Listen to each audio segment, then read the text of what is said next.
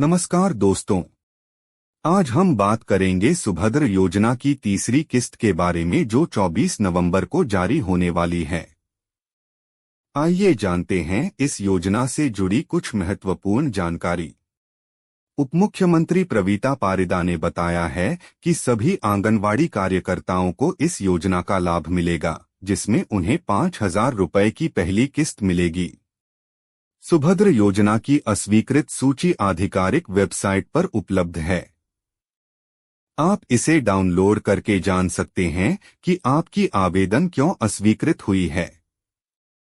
चौथे चरण की किस्त दिसंबर में जारी की जाएगी, लेकिन अभी कोई निश्चित तारीख नहीं बताई गई है।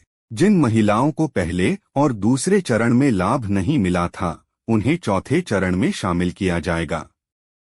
अब तक 1.16 करोड़ महिलाओं ने आवेदन किया है, जिनमें से 80 लाख को तीसरे चरण में लाभ मिलेगा। ध्यान दें कि 5 लाख महिलाओं को तकनीकी कारणों से लाभ नहीं मिला।